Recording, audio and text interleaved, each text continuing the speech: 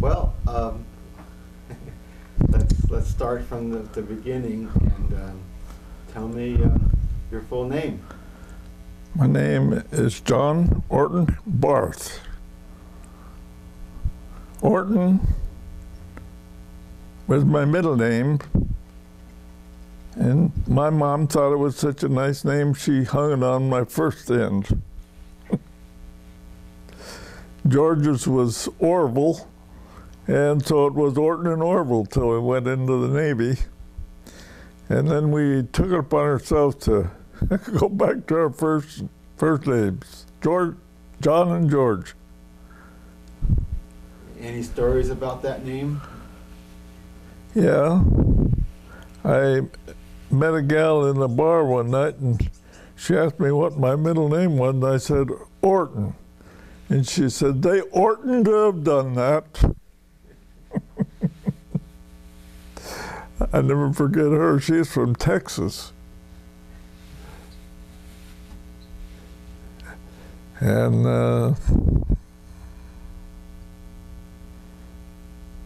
when were you born? born in 1921, September 10th, 1921, and a snowy day in Montana.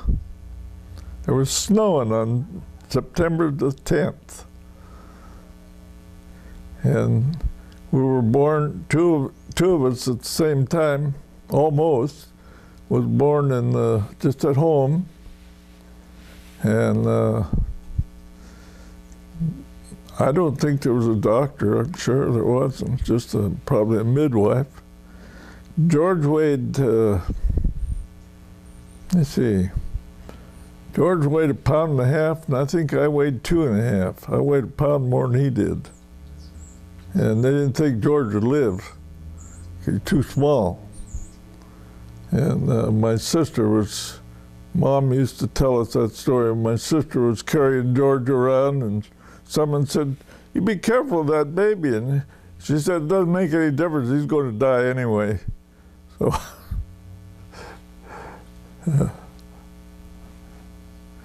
you know, we were raised right up along, right beside the Missouri River.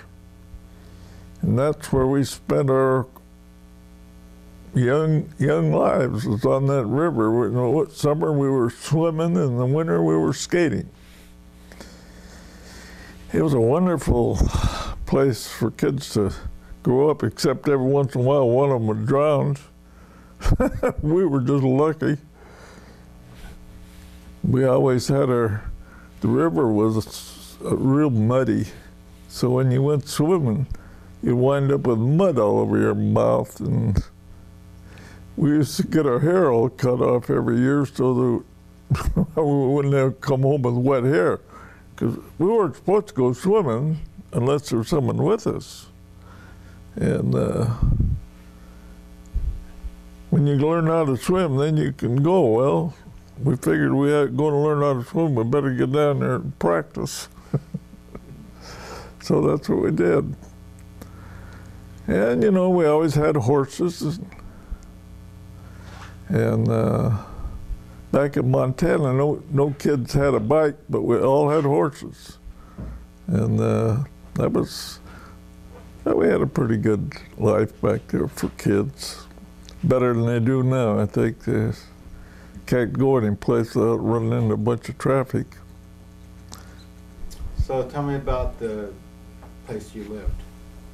You grew up. Little old house. Golly, I used to think it was a pretty good sized house, but I'll bet if George went in it, by the time I got back to Montana, it was burned down. But it was a small house. The window panes were made of real thin glass. Wintertime, they frost up real thick. I don't know how we kept from freezing to death, but we didn't have any money over. That was right in the Depression, and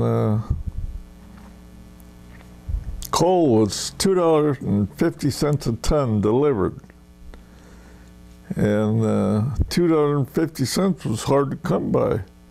So every night we had a job going over to the Great Northern Railroad, had a coal chute there in Brockton, and that was our job. Every night we'd go over there with our tubs and buckets and whatever, sleds, haul coal over for the next day.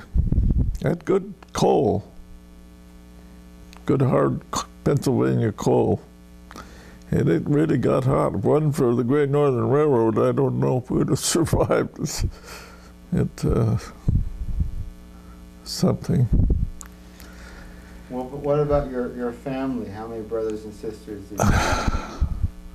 Well, there were 7 of us to start with, and then my sister, she got married and had 4 children, and the youngest one was Chuck. He was, just old enough to stand up in his crib and jump.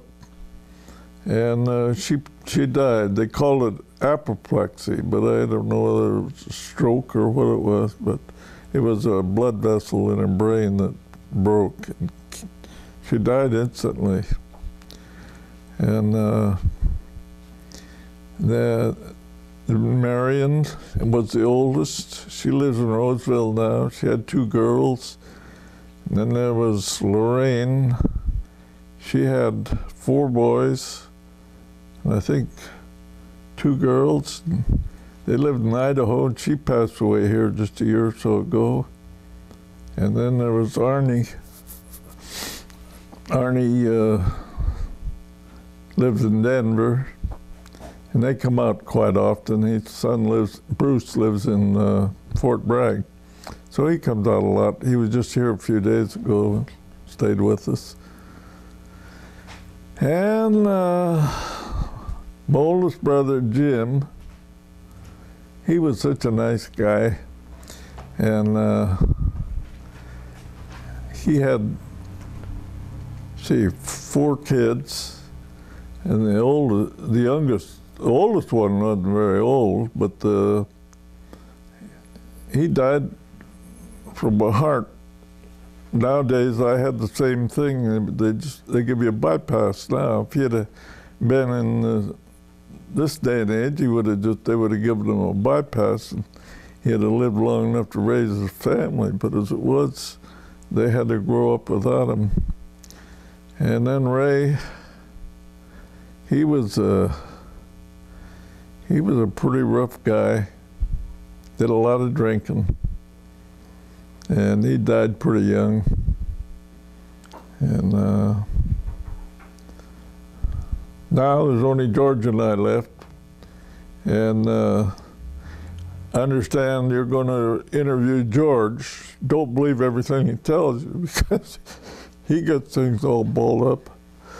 And now I spend my time over Fort Bragg in the summertime. West Finley and I go fishing every day. The ocean is flat enough. And we catch lots of salmon, lots of bottom fish. And that's what he says. Every day you fish, you get 1 more day added on the end. So I should last quite a while.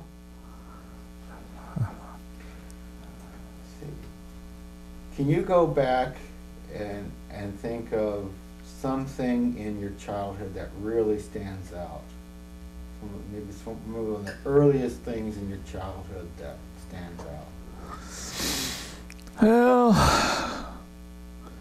I remember one of the things, we had a neighbor kid that he just loved to do little errands for my mother, like run down to the river and cut a willow for her. Because, boy, if you ever got your legs swapped with a willow, you knew you had one. And we had it coming every once in a while. But that kid never was real popular with me. What's going to be one of your earliest memories you could think of? Earliest memories? Oh man, I don't know. Something that comes to mind. Just anything that first thing pops in your mind. You know, the thing when I think about kids is that old horse of ours, old Nellie. She was there when we were babies, and she was there a long time afterwards. She was a great horse. She wouldn't. She liked my dad, but he thought horses were made to work, and she would not work for him. She'd just balk, stand there. He'd get a strap and whop her one, and she'd just stomp her legs, but she wouldn't move. And us kids could get her and hook her up to, we had a little old two-wheel cart we used to run around in. She'd just do anything for us, but she would not work for him. That was something she wouldn't do. And we had some great dogs that we used to think the world of. One of them had a nice collie, and she got run over with a train. That was a terrible thing to happen. I don't know. What about your dad? Tell me about your dad. My dad was a blacksmith, and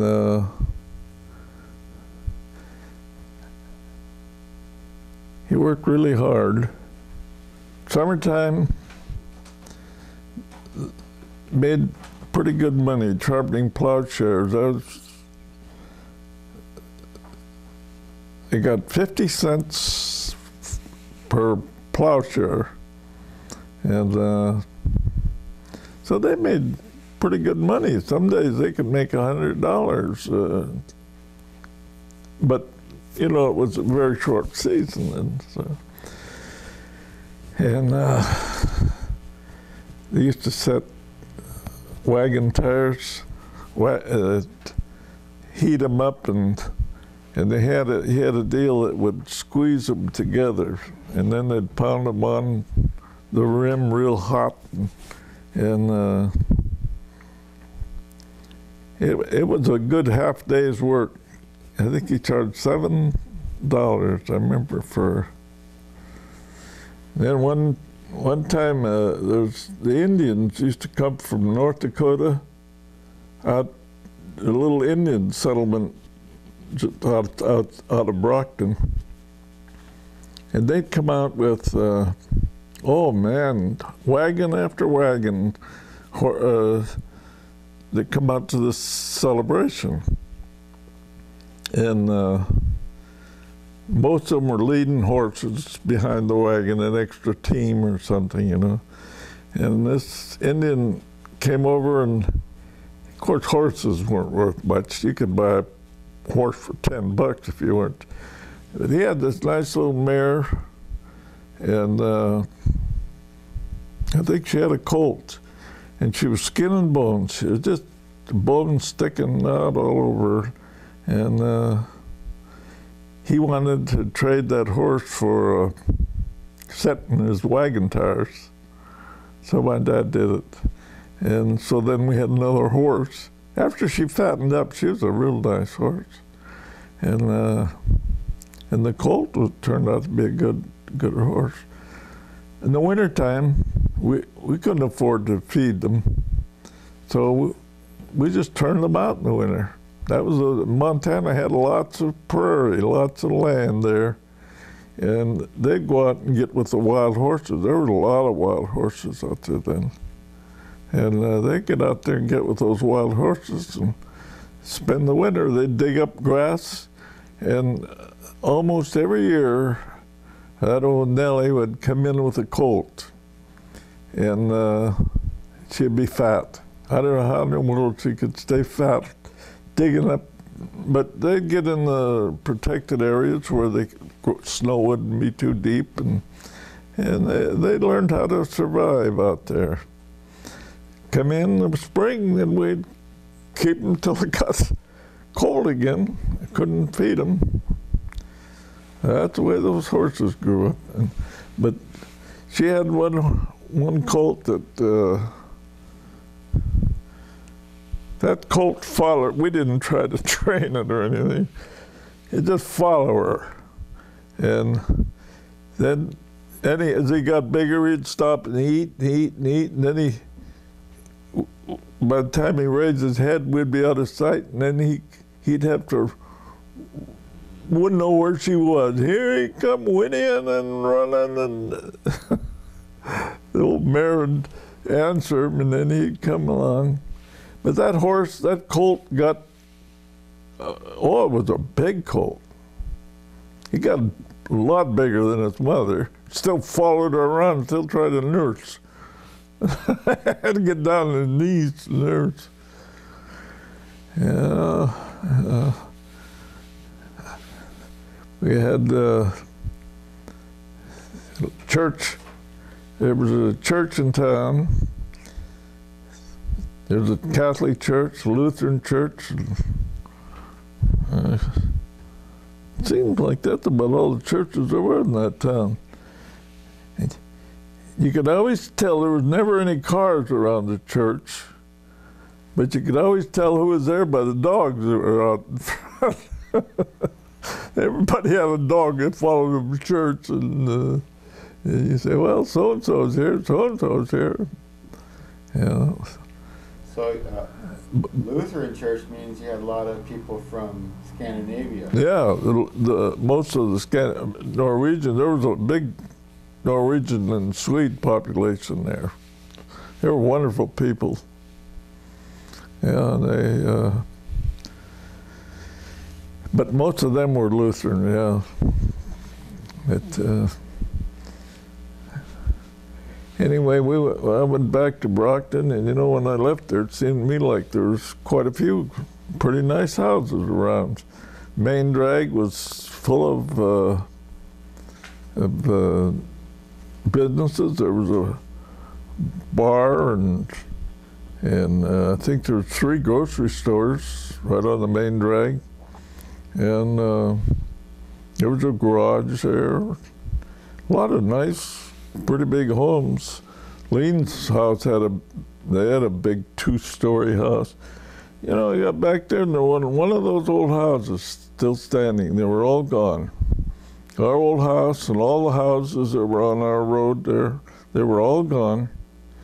I don't know what the world happened to them. The only thing left was a corner bar, and that's how I could figure out about where our old house was. There was it had a basement and everything, but there was I couldn't see where there was any sign of. All went back to the way it was originally. But that bar, I remember it was right straight across the tracks. And that was another thing. There were 3 grain elevators, and they were all gone. And a coal chute of course, the trains were all diesel, not that now, but when the steam engines, they had a coal chute there. That was all gone, water tanks. And I was working on this section, call them Gandhi dancers.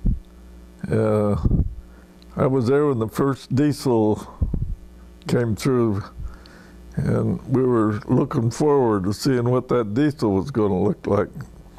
And it came roaring by, going, you could see it had a lot more power and speed than the old steam engines. But old George Nick was our foreman. He was a pretty good old guy. He's from Bohemia. And he went back to the old country and brought a wife back with him. She was a really nice lady. And when I was home on leave, I forget what year that was. It was after 91, I know that, because her mother was gone. But I went in to see her, and oh, was she glad to see me. And her son they had a son that was, they lived right there by the railroad at that time. And the old railroad houses all had ladders built onto the house, way up on the roof. It went up on the house and then went up on the roof. And we came down in a little speeder one day we was through working, and here right on top of this is a high house too, was this little, maybe 3 years old, George Nick's youngest little boy was up on that house. Oh boy, did he get excited. He ran over and they got him down. But when I was home, that little guy was a judge in Poplar. So I went over to see him. He was glad to see me, and I mentioned that, told him about that story, and he remembered all about it. He'd heard about it. Yeah, I guess he probably remembered it. But let's go back to your early days about your mother. Tell me about your mother. Well, Mom was a pretty good old gal. She was a good mother. She worried about us, and I guess that's where I got it. I worry about things too. But she was always in good health and everything till she got older. Then when we went in the Navy, George and I went in the Navy, and when we got come back from overseas and got stationed on the West Coast, I came up to Gridley, and I liked it up here real well. So I decided I wasn't going back to Montana. So not much there for us. So I told her that I wasn't going to come back. So she packed up, sold everything out down there, and came out here and lived. And she lived here till she died. And where was she born? She was born in Wisconsin. You know, I wish she used to tell us a lot of stories about herself, and I don't know, I had too many other things on my mind, and I didn't listen close enough. But she was born in Wisconsin. That's where or was that? No, she was in Iowa. She was from Iowa. My dad was from Wisconsin. And she had a sister in Iowa that used to come out, and they looked so much alike, they could have been twins. They looked an awful lot alike. Did she come from a big family? Yeah, you know, those days most of them were big families, seven, 8, 10 kids. And did you meet any of her siblings? They populated the earth. Actually, she told me she came from Wisconsin. Huh? Your mother told me she came from Wisconsin. She told you that? Mm-hmm. Well, then you're probably right. I can't remember. I get them mixed up. Yeah. Your dad came from Iowa, probably. I know they had we had a lot of relatives in Iowa. Oh. Yeah. So. Well, how did your mother and father meet? Do you know anything about that? Where or anything? You know, I don't. I really don't. But they were not young when they got married. I think my dad was 40. And I don't know what, Mom probably 30-something. But they were not young. And then they had 7 kids. So your mom was, how old was your mom when you were born? When we were born? You know, I don't know that either. But she was not young, I know that. Did your father tell you any stories about growing up or anything? Oh man, he was a storyteller. He'd sit and tell George and I stories. Yeah, he probably embellished on them some, you know, that runs the family. But he sure used to keep George and I interested. He'd tell us his story about his old dog named Bummer, because he was a bum. He came around and just hung around, and they named him Bummer. And then it turned out he was a good hunting dog. He'd smell out a pheasant, set him, and point him. And but he said he had one problem. If you missed, if he'd get a bird up and you missed it, he'd go home. He didn't give you a second chance. And he'd hunt for anybody. He said people would come by and want to borrow the dog by the shop. The dog would be laying around there. So he'd go with them. He said if that dog came back right away, he knew they missed the first shot because he didn't put up with any misses. That was funny. So did your father tell you any stories about his family or anything? Do you know anything about that? Or? My dad had one. My dad had a stepmother. I guess she wasn't very nice to him either. They were pretty ornery. But he had a half-brother that was a priest, Father Charles. He come out. I remember him. He come out, big, tall guy, and they used to read they had to read. What was it, Ida? They call a morning offering or something. The priests used to have to read. Anyway, you'd see him out in the morning walking back and forth reading his. What'd they call that, Ida?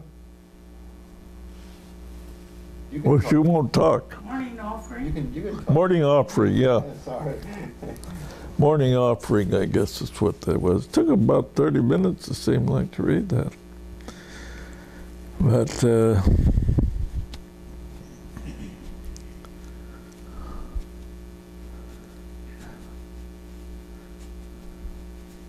and you know, most of us, we worked on the railroad.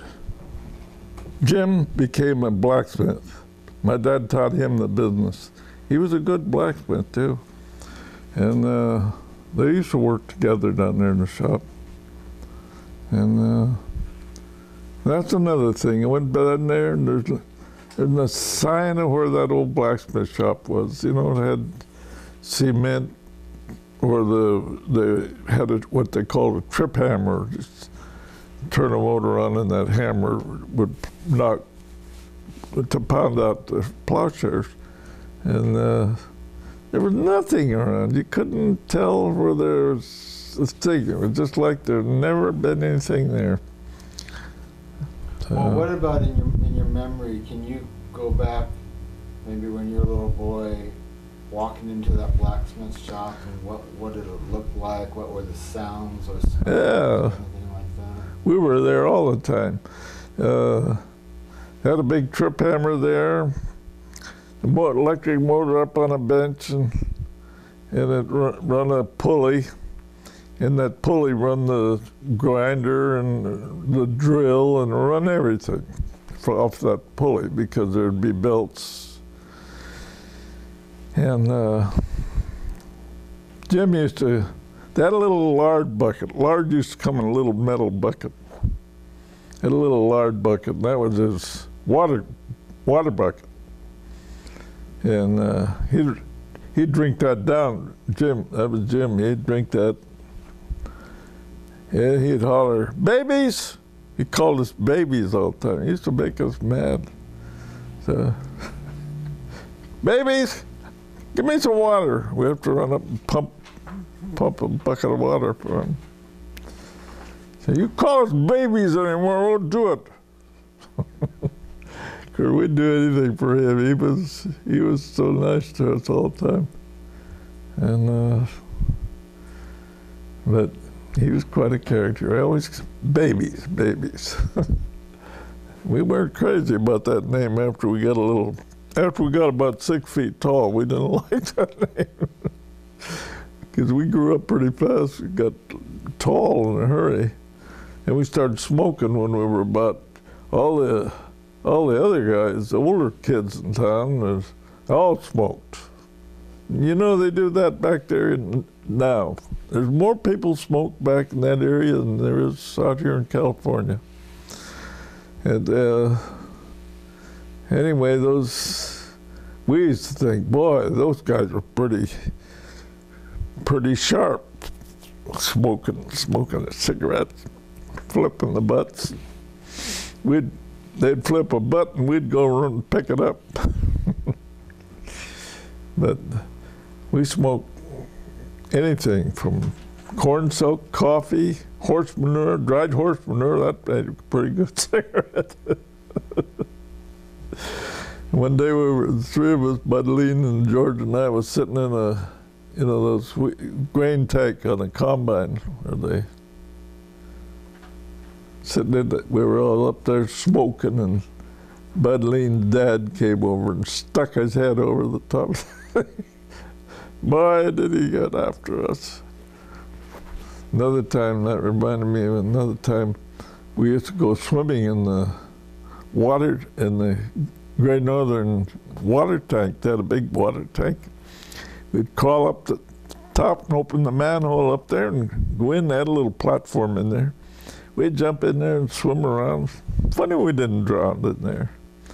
Anyway, one day we called him the pumper. He run the pumps there. And he came up there and he says, "Get out, you devils." Boy, did he scare us. We got out in a hurry. We never went back there again either. And that was the water we drank. But we weren't thinking about that.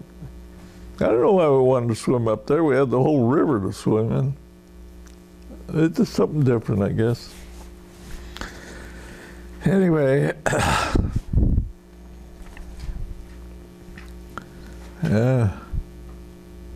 I couldn't get things straight when I was back there. The old roads all seemed different. There was only one place, I took a picture of it, the old jail. It was a cement building, and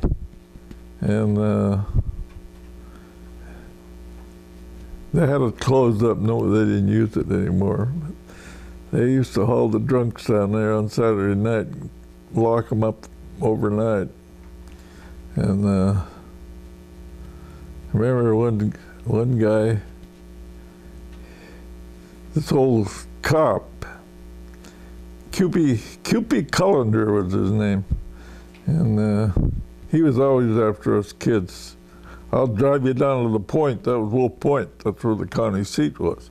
"I'll take you to the point, throw you in jail."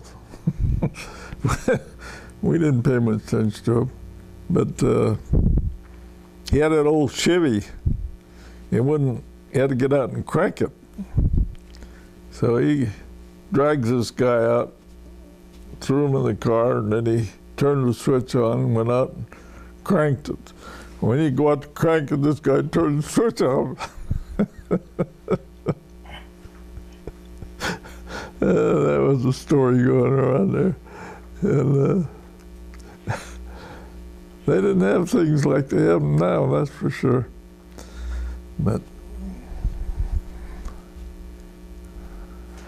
well, tell me about Brockton. What type of town was Brockton? Well, Brockton, you know, when we were kids there, we thought it was a pretty nice little town.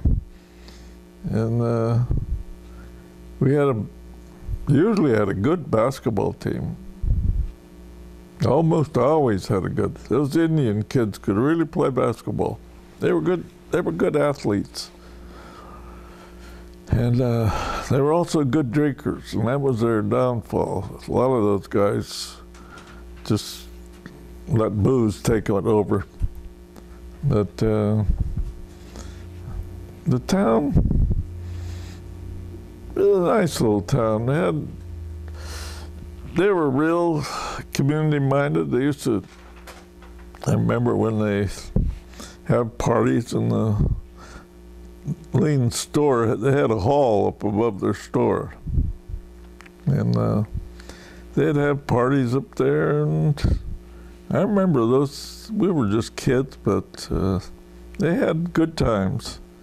And get-togethers, dinners, and somebody died, everybody came, brought food, and usually when my sister died and my dad, of course the weather was cold when at that time of the year, and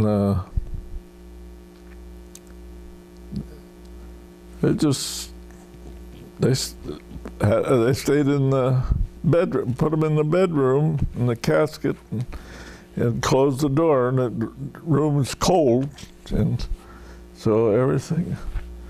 And oh man, that'd go on for a week. It seemed like people coming in and out, and going in and then looking at the corpse and saying the rosaries and all that stuff. And it was a long ordeal. Well, it must have been really hard on you. Yeah, you know, the little house, you know, had one room where your sister or your dad would lay in there.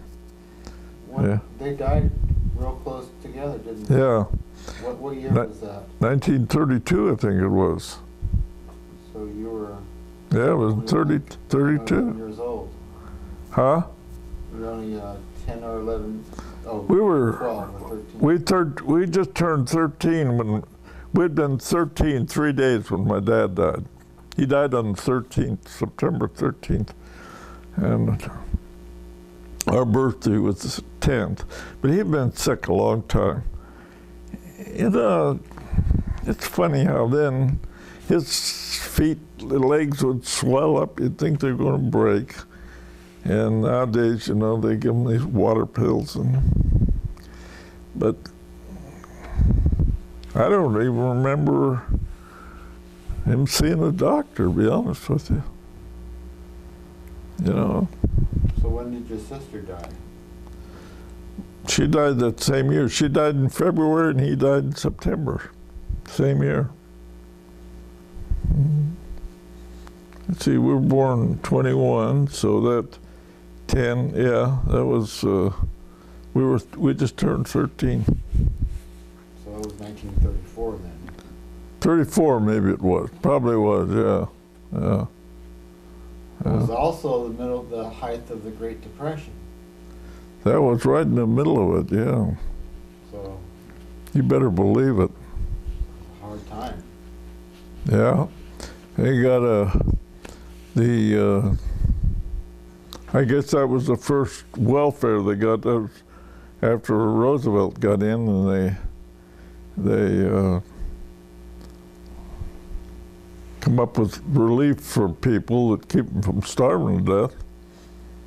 They had what they called a commodity truck, and he would come out, park out in the street.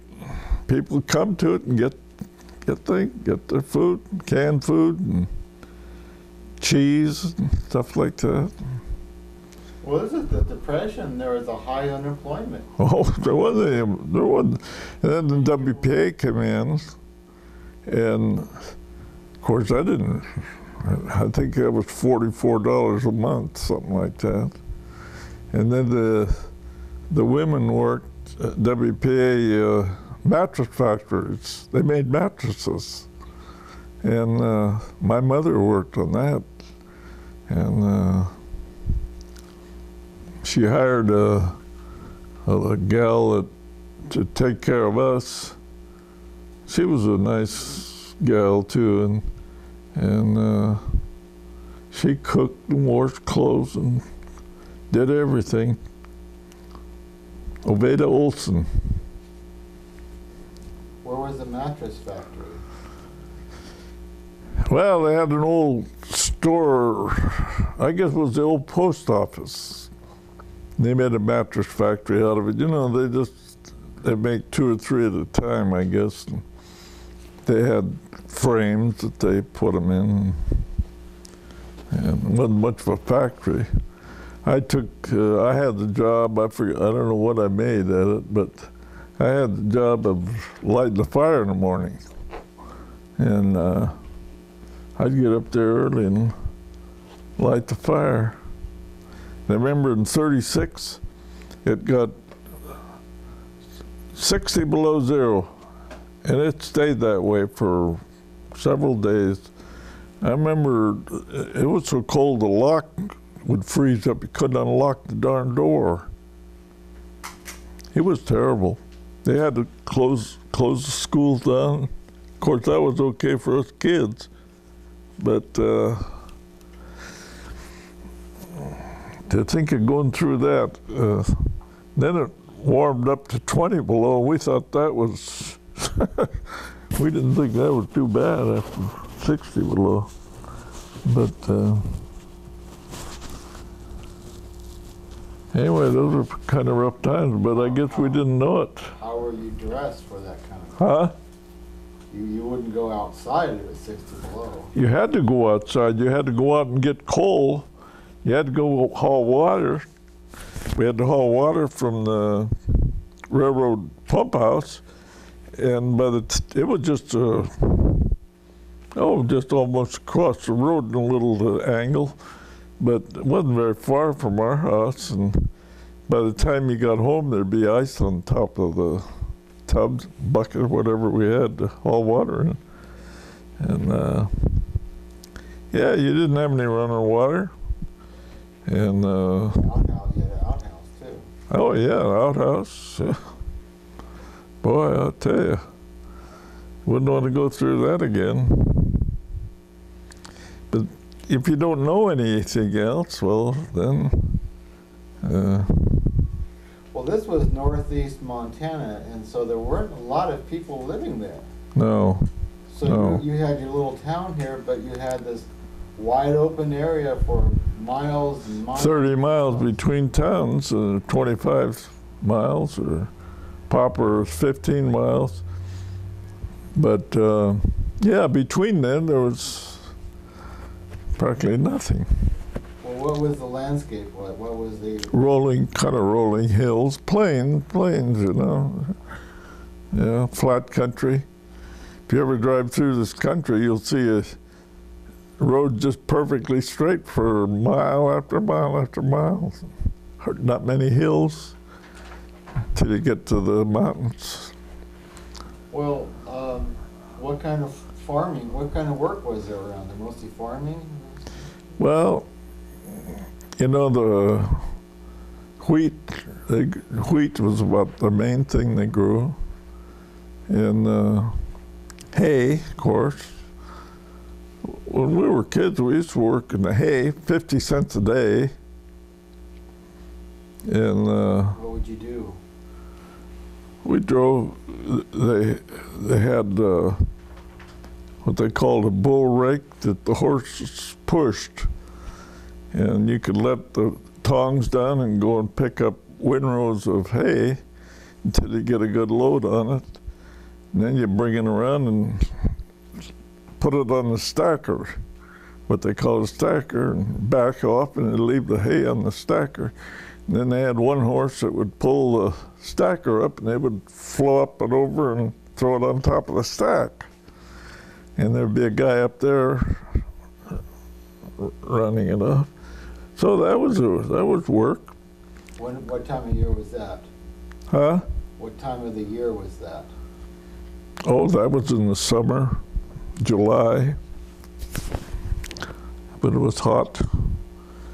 And then the wheat, when they're harvesting wheat, I remember my sister drove a old Model T Ford truck hauling grain, but she couldn't crank it, and I could crank it. And her husband, you couldn't depend on him much. He said, "You go crank that for, and I'll give you $5 when the season's over. Well, I went and cranked it all summer, but I never saw the $5, so he still owes it to me. Yeah. Oh, I don't know. You had how many brothers and sisters? You had one sister? Well, there were 7 of us. Start from the oldest one and go to the youngest one. There was Josephine, Jim, Charlie, Raymond, Robert, John, and George. And that was it, 7 of us. But,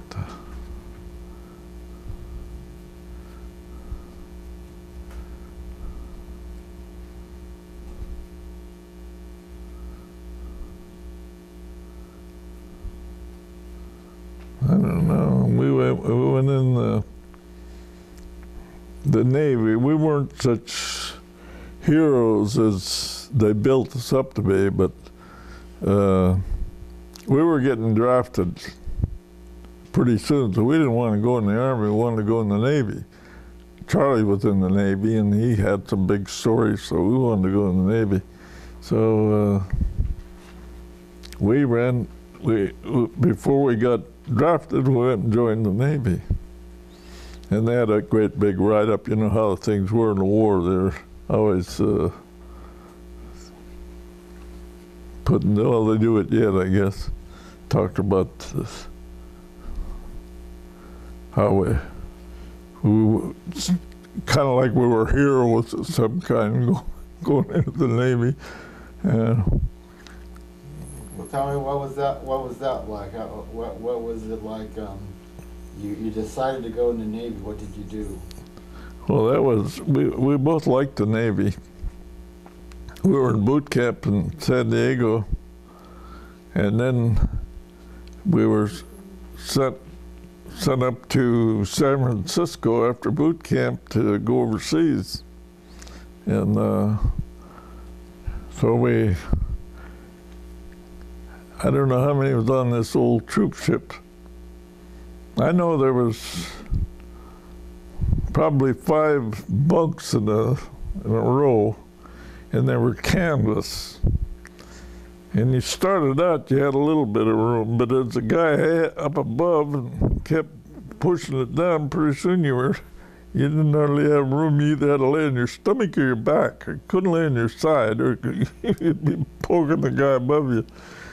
But we got over to Pearl Harbor, and they put us on this big football field, I guess it was. And they just started calling names. The harbor was full of ships, warships, and all kinds of ships. Did you see any signs of the bombing of Pearl Harbor? Oh, yeah. Oh, sure. We were there. There was oil all over the water, and the cars were still driving around with little slits for lights. Yeah. Anyway, they called everybody out in alphabetical order and put them on ships. I don't know how many guys was there, but there was a bunch of them. And the BAs, they called out, I think, about 19 or 20 of us.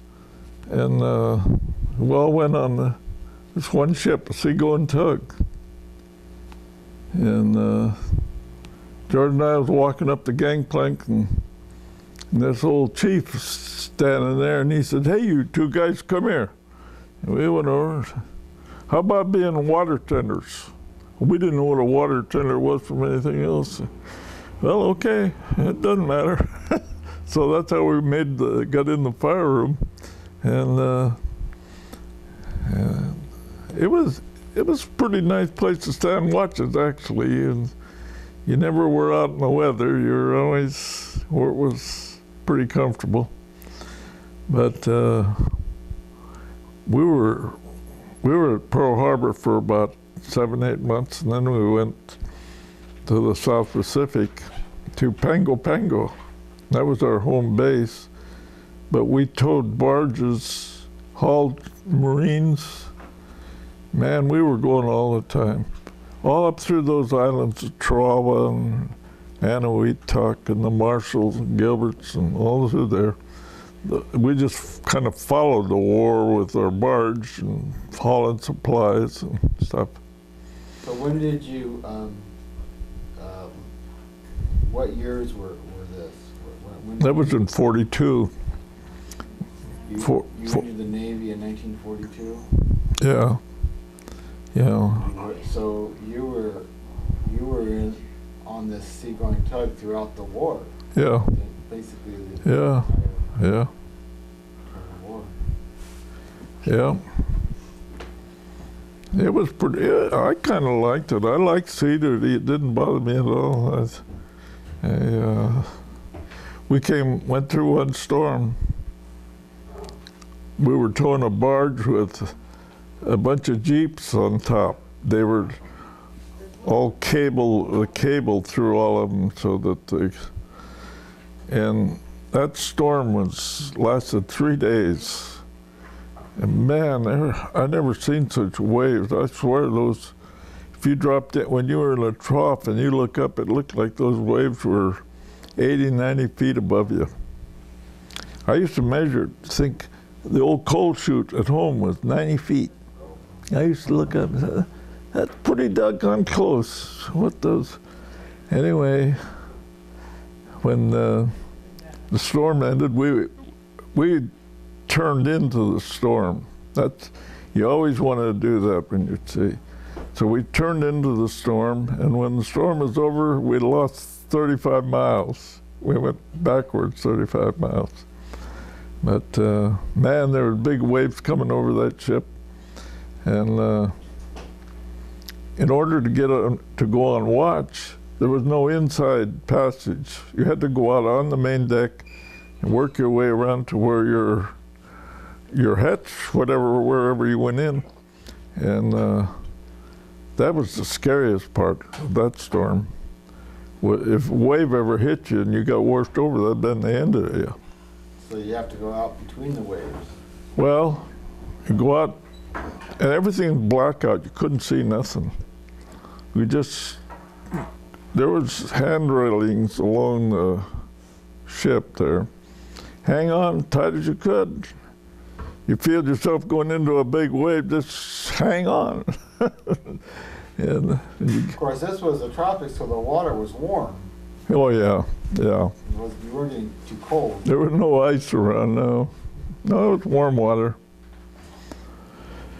Yeah, but I was always glad when I found that hatch door and open it up and get inside. So you were in World War II, but you really didn't see much of the war, though. No. We had, in Funafuti, the Japanese were bombing that, every 2 or 3 days they'd go in there and bomb it. And we were going in, and if we'd go in today and leave tomorrow, they'd bomb it that night. We just missed, and then we never was there when they bombed it. And then one time we got in there and there were so many ships in the harbor that they sent us over to a little island right within a few miles of it. So we went over there and dropped anchor, and we watched them bomb it that night. We could see it, but. That's the only time you really saw any Yeah. end of the war. Yeah. We got scared a few times. We thought we saw submarines, but one time a guy screaming, submarine, submarine, and what it was, we had general quarters, and everybody got up, and what it was a old mop handle. They sink, the end sink, but the